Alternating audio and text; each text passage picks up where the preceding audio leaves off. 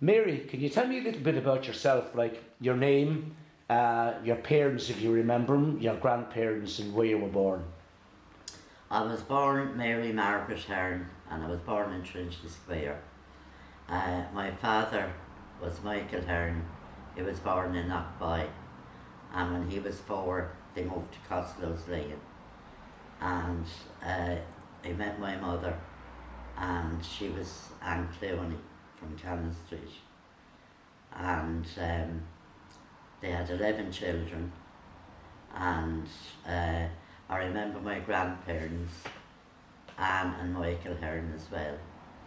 They lived in Costello's Lane, and my grandfather was a blacksmith, and he got my father to do the trade, and my father was also a blacksmith. I don't know the name of the lane, but the back of Green Street, I call it. I think they call it, Mary, the back lane. That's what I would have known, the back lane, yeah. That's where the forge was, yeah. Mary, where were you born? Trinity, I was born in Trinity Square. Trinity Square.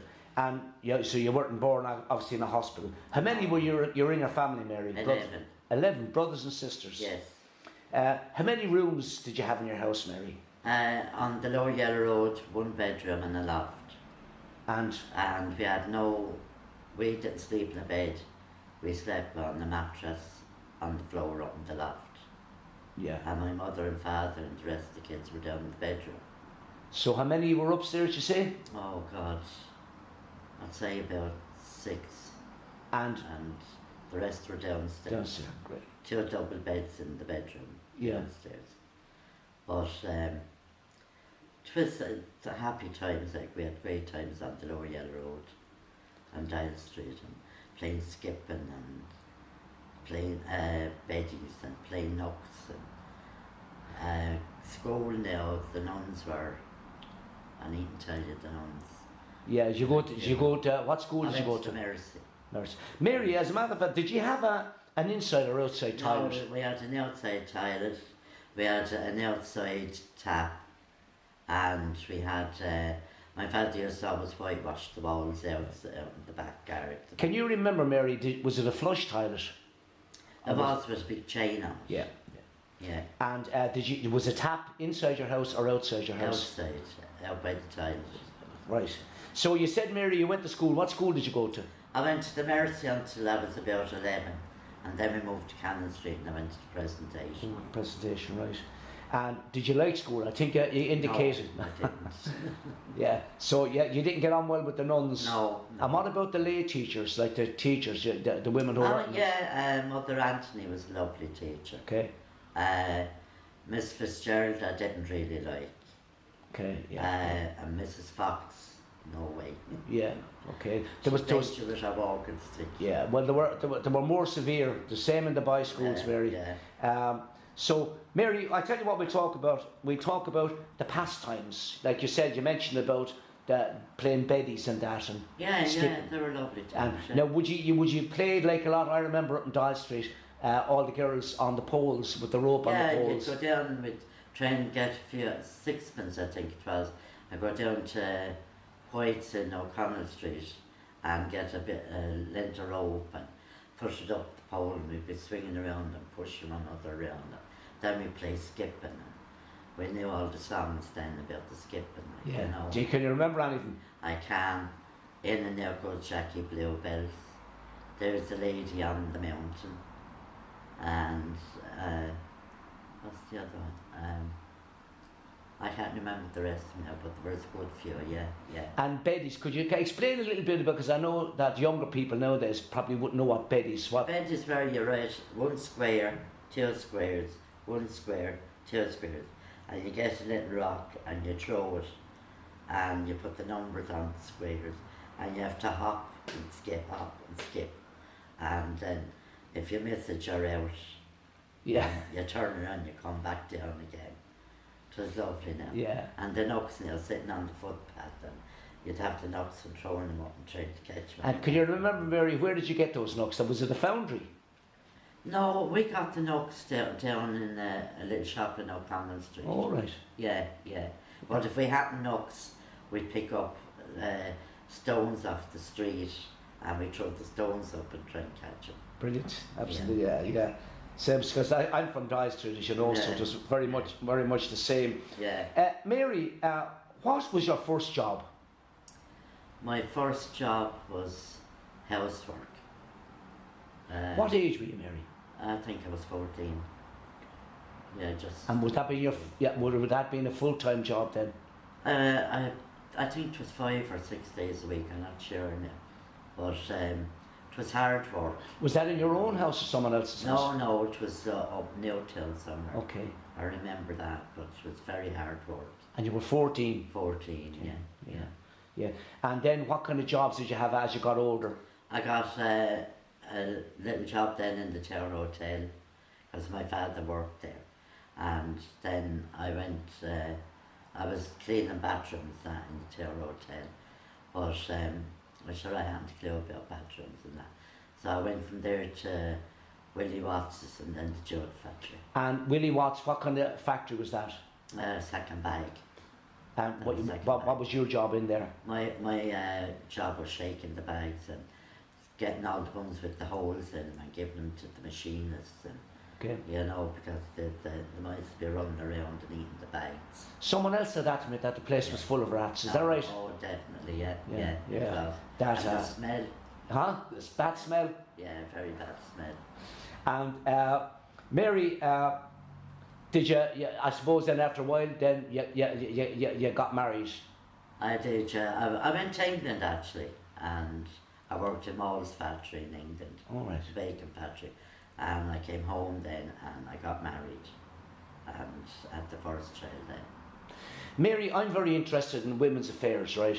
And I remember, like when I was young, that at the time you'd hear about some girl and getting pregnant, right? And the pressure from the family and from the church would mean that an awful lot of those girls and boys, you know, who just had in a relationship and would become pregnant and they weren't married, they would have to get married.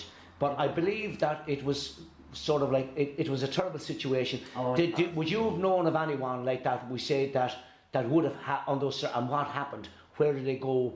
I believe they had to go to church at a special time and on their own. Could you explain a bit about that? You had to get married very early in the morning, but it was mostly 9 o'clock in the night. Okay. And nobody in the church, only the 4, the bridesmaids, the best man and the couple getting married. And there was nobody there, just the priest marrying. And you're outside the altar. And if you didn't get married, you were sent down to court to have the baby. And I think the baby was adopted. Yeah. You know, so. Hard times for women. Very hard. Very hard times for women, Mary. You know, it was a sin, and like, you know, and and I suppose like people forget that families had a big part in that because of Catholic morality. Most people who are Catholic, that's why I say that. The parents felt that this was an awful mark on the family. I shamed the family. Like, yeah. So Mary, did you drink when you were younger? And what age did you start drinking it? I started. I would think I was just 17. Yeah. And I'd go down to, when we were going to the Olympia, I'd go into Kennedy's. That's where we all went. Yeah. Where was Kennedy's, Mary? Down the end of Alexander Street. Oh, I know what you. Yeah, down there. And we'd all meet there, and we'd have a glass of lager and lime, and we'd be all excited then going down to the Olympia. And I think it was 5 shillings or something to get in at the time. And it was great now down the Olympia. We drove at the right hand side, the farmers on the left hand side, and you know, and it was really great now. It was lovely. It was great times. And did you have a favourite show band, Mary? I did. I had Dickie Rock, Butch Moore. He was brilliant. Butch Moore. The Royal Show Band. You know, that it was always packed for the Royal Show Band. We used to try and get up to the stage. Yeah. But we'd always sew buttons onto our stockings, the knee socks. Yeah. And we'd be like for the hucklebuck. And we'd be doing that with the sharp pleated skirts. And Mary, did you, moving forward a bit, when you were older, when you were married and that, would you have voted if there was an election on? Oh, I would, yeah. I would. So any particular party, that's if you don't mind saying, what political party would you have voted for? Well, my father was always Fianna Fáil or Fine Gael. I know Fianna Fáil, I think it was always that. But then when I got older, I chose my own. I picked, Sinn Sinn Féin? Sinn Féin. Yeah. A lot of people up the Dye Street area in that age. You had the Redmonites, a lot of them down Costell's Lane area. Yeah. Then you had up to where I came from, up in the middle of Dye Street, was essentially Fianna Fáil or Sinn Féin. So there's a lot of that. Yeah, it was Sinn Féin I voted for. Mary, as you got older, I presume, did you go to mass? Were you a good mass goer or whatever like that? I won't say I was a good mass goer. I'd go for certain things that were on. I'd go to mass. Yeah. But every time I go to mass, I'd go to communion. Yeah. You know, but I don't go to mass. I just go for anniversaries, weddings, and things like that. And when you were younger, then did you go to confession every weekend? That you would. I did. I had to. Because you could not tell my father a lie. He always found out lies were no-nos. Yeah. Mary, would you remember the missions, or would you have been too young to remember? I do remember the missions. Yeah. Could you remember enough to describe them? They were a long thing. I think they had 2 things on them, and I think there was kind of a holy thing. I'm not sure. Oh, that's because they were the Redemptorists and the Passionists. That's why they were a different type of priests. They were the Redemptorists. That was the Redemptorists. That's how I remember. Yeah. But then they had, was it for the men and the women? Because you remember that they had different missions for men. Yeah, they had the Legion of Mary as well. Right. And we used to have every year you'd have a big procession, and the Legion of Mary wore blue cloak things and a veil. Yeah. And we'd all wear our veil and walk behind them, and we'd always end up in the Mercy Convent around the grounds. Was that the Corpus Christi, the one you used to go up Dye Street? Yeah. Every house had put a statue out in the window. Every house had a statue out in the window. So Mary, you eventually probably got married in that. I did. Yeah. And many kids have you? 5. 5 children. 5 children. Yeah, 5 children. Boys or girls? 4 boys and 1 girl. And you have a good few grandchildren, I presume? I have 10. 10 grandchildren. And I have 5 great grandchildren. Mary, listen, unless you want to talk about anything else that you like to talk about back in the days around. Back in the days, what I do remember is every Thursday, I think it was, we'd get sixpence and we'd go to a club. This was our a lovely night out. John's Avenue, down by the Apple Market. Yeah. There was a club down there, and just women used to run it. And we'd go down there every Thursday night and play sixpence. And we'd sew and we'd knit and do Irish dance and things like that. But what I did love was Christmas times when we had the bad winters and that. Every winter they'd take us out and we'd go around to the streets and we'd stand around the pole and we'd sing the carols, and the others would go to the hill knocking at the doors for the money. And we were brought back then, and they'd send out and bring in a load of chips and a big roaring fire, and we'd be all sitting around on the benches there. Where was that, Mary, in John's Lane? In the middle. That's by the new park, is it? No. Or no, the lane down, I know John's Lane. Yeah, John's Lane. I know it now, yeah. You know, in the middle there. Yeah. That was the club. Yeah. Oh, right. Yeah. I never heard of that. Yeah. Wouldn't miss it for the war. Yeah, that was lovely. David at sixpence. And going around the carols singing, it was lovely. And they had the candle in a thing, and it was light, and we stand around the poles. And would that club be on the whole year round, Mary? Yeah, the whole year round, yeah. That's very good. I suppose they had the St. Joseph Boys Club then up on the Yellow Road too. Right, were you involved in that too, Mary? Did you go to that? No, I didn't go to that. No, I didn't go to that. So there was, but I suppose like most children at that time, the streets were their playground when we were smaller. Always the street, the skipping on the street, as I said, the benches, the nooks and everything, like, you know. And did you play Bucky Bano? I did. And Could you describe that Bucky Bear? I can't now offhand as I don't know. I think I got knocked down playing that, and I ended up in the infirmary. And we used to play. Yeah, well, we'd call it hide and seek now. You know, we'd be hiding. And Yeah. we'd be hiding in all the doors and running around trying to catch one another. Like, you know. Did you play stiff statues? Would you remember? Played stiff statues. Could you describe that one? Yeah, you can't count or say something. You have to. And if you move, then you're out. Like, you know. But what I do remember now, it was lovely. When we lived on the Lower Yellow Road, every Sunday was our treat day, even though we hadn't much money or anything. My father and mother take us out to Ballyonasia.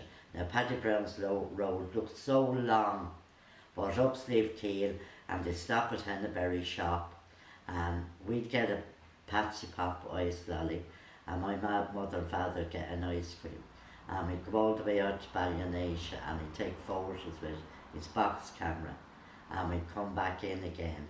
Then Sunday night we were brought up to Costello's Lane, and the men would have their bottle of Guinness, my Uncle Paddy, my grandfather, and my father, and the women would be sitting there. My grandmother was sitting on a little chair, and they put on the old gramophone thing.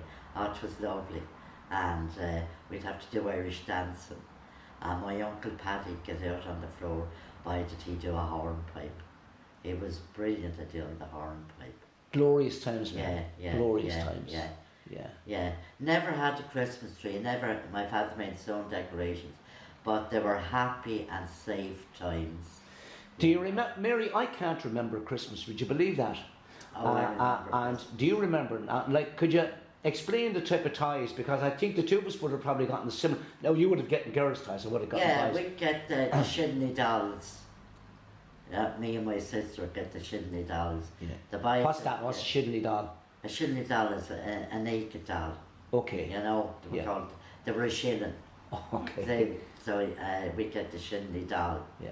And we were put to bed early, and my mother had come up and not Christmas socks, just ordinary big socks, and she put an apple, an orange, a sixpenny bit, and I think it was a couple of sweets on top, and she put them all at the end of the bed. Well, we had the beds on the mattress, you know, and we'd wake up real early in the morning. It was lovely now, like, you know, and she'd make the Christmas puddings and have them hanging from the ceiling in the old flower bags, like, you know, but they were lovely.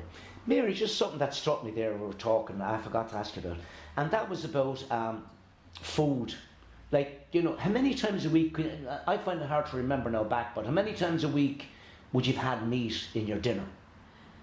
I think we had meat every day, but it was backbones, loin bones, handles and chucks, you know. We always had a bit of meat, but eggs were a rarity, you know. We very seldom got an egg. I think at Easter now we'd be waiting for my father to crack the top off his 2 eggs, and he'd give one of us the top of the egg, like, you know. We'd be waiting. But no, the eggs now. Easter we'd get a full egg, you know. And then our Easter egg wasn't never in a box. That's not a chocolate egg, that's a real egg. That was a real egg. Then the Easter egg was never in a box. You had in boxes then, just in a silver wrapper. And we'd keep the wrapper and we'd straighten it out and fold it up. And we always had a shoe box and kept our little treasures in it. Yeah. You know, we kept everything. And we'd go around then after Christmas to all the houses, about a week after Christmas. Have you got any old Christmas cards? They give us all the Christmas cards, and we give the ones with all the frost on it to the nuns, and we keep the rest ourselves and put them in our shoebox. And what would the nuns use the frosted ones for? Can you remember? I think they used to cut them out and make things with them, you know? Yeah. And there was a poor nun there, I can't remember her name now. She was nearly blind.